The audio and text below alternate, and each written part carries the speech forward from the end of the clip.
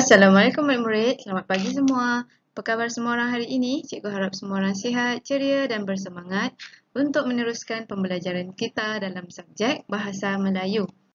Okey murid-murid, hari ini kita akan masuk unit yang baru iaitu unit 20 yang bertajuk Ternakan yang Berfaedah. Okay, apa maksud ternakan? Ternakan ialah haiwan-haiwan yang kita dah belajar dalam unit yang sebelumnya. Okay, penternakan maksudnya haiwan apa? Haiwan kambing, ayam, apa lagi? Itik, lembu dan sebagainya.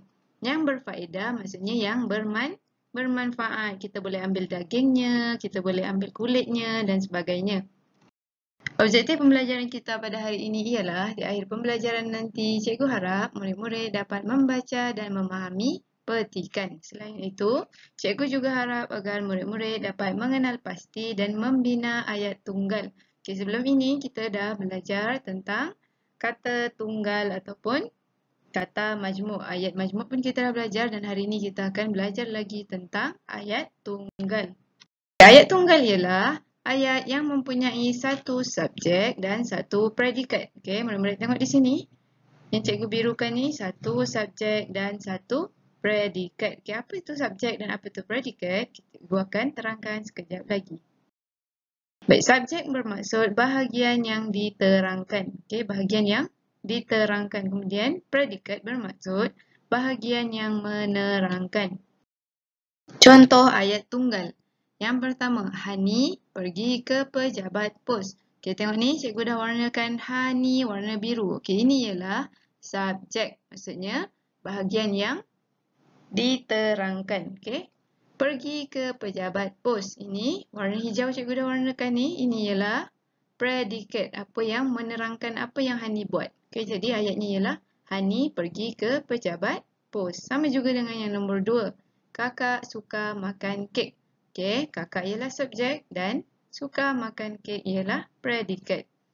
Baik, murid-murid jangan lupa bila ayat tunggal di akhirnya mesti ada tanda noktah ataupun tanda titik. Okey, contoh yang seterusnya. Murid-murid mesti ingat bila kita nak bina ayat tunggal mesti ada satu subjek dan satu predikat. Okey, contoh yang pertama, Ali membaca buku. Jadi ayat tunggalnya berbunyi Ali membaca buku. Sama juga dengan masakannya enak. Okay, walaupun dia cuma ada dua perkataan, tapi dia tetap ayat tunggal sebab dia ada satu subjek dan satu predikat. Lukisannya cantik dan pemandu lori itu kurus. Okay, pemandu lori itu ialah subjek, kurus ialah predikat. Baik, hari ini kita akan belajar dalam buku teks muka surat 54. Buku teks jilid 2 muka surat 54. Murid-murid boleh tengok ada cerita yang bertajuk Ternakan Puyuh. Okay, apa itu puyuh? Puyuh ialah haiwan ternakan. Ini gambar burung puyuh dan ini telur burung puyuh. Okay, telurnya saiznya kecil sahaja. Tak sama dengan telur ayam. Okay, ini telur puyuh. Baik, kita akan baca sama-sama ceritanya. Ternakan Puyuh. Encik Johari menghadiri seminar ternakan puyuh di Sarawak. Beliau mendirikan reban di hujung kampung. Okey, murid-murid tengok di sini, kenapa dia warnakan ada perkataan yang berwarna merah, ada juga perkataan yang berwarna hijau. Okey, perkataan yang berwarna merah bermaksud ialah subjek. Manakala perkataan yang berwarna hijau ialah predikat, okey, yang diterangkan dan yang menerangkan. Baik, kita sambung lagi baca. Beliau menjaga puyuhnya setiap hari. Julaihi ialah pembantu ayahnya pada waktu petang. Beliau memasang lampu di dalam reban. Puyuh Encik Johari semakin banyak di dalam reban. Encik Johari mengira puyuh setiap petang. Banyak telur puyuh di dalam reban. Julaihi mengutip telur puyuh setiap pagi. Encik Johari menjual daging puyuh di pasar. Okey, nenek. Okey, tengok gambar ni. Nenek sedang buat apa? Kita boleh buat ayat. Nenek menggoreng puyuh di gerainya. Mereka makan daging puyuh goreng di rumah. Okey, ini cerita tentang Encik Johari yang menternak puyuh. Okay, tadi cikgu dah tunjukkan gambar burung puyuh. Okay, ni Encik Johari menternak burung puyuh dan dibantu oleh Julaihi iaitu anaknya. Jadi murid-murid boleh tengok di sini. Sekejap cikgu tuliskan. Yang berwarna merah ialah subjek. Dan yang berwarna hijau ialah predikat. Okey, setiap ayat tunggal mesti ada dua ni. Satu subjek dan satu predikat. Okey, ini contoh ayat tunggal. Apa lagi contoh ayat tunggal? Beliau, okey, ini ialah subjek. Menjaga puyuhnya setiap hari. Ini ialah predikat. Okey, diterangkan. Predikat ni menerangkan apa yang Encik Johari buat. Okey, ini contoh ayat tunggal. Mesti ada tanda noktah di hujungnya. Baik, sekarang murid-murid boleh tengok dalam buku aktiviti jilid 2 muka surat 59. Okey, kita nak buat aktiviti 6A.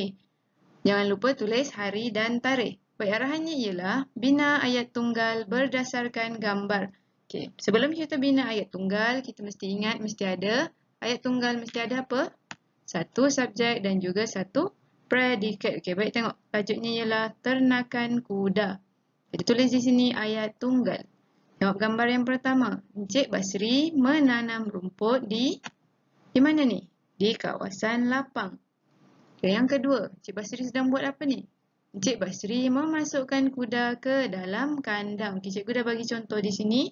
Murid-murid boleh ikut jawapan cikgu. Dan kemudian gambar yang ketiga. Tengok ni dia sedang buat apa? Pada waktu pagi, Encik Basri memikul rumput. Okay, letak tanda nokta. Okay, ini contoh ayat. Baik, seterusnya murid-murid perlu cuba buat ayat sendiri. Tengok gambarnya apa yang Encik Basri buat, kemudian apa yang terjadi di ladang kuda Encik Basri. Okay, jangan lupa letak tanda noktah ataupun titik pada akhir ayat tunggal. Okey murid-murid, sampai di sini dulu kelas kita untuk hari ini. Terima kasih semua. Jaga diri, jaga kebersihan dan jaga keselamatan selalu. InsyaAllah kita berjumpa lagi dalam kelas yang berikutnya. Terima kasih semua. Assalamualaikum warahmatullahi wabarakatuh.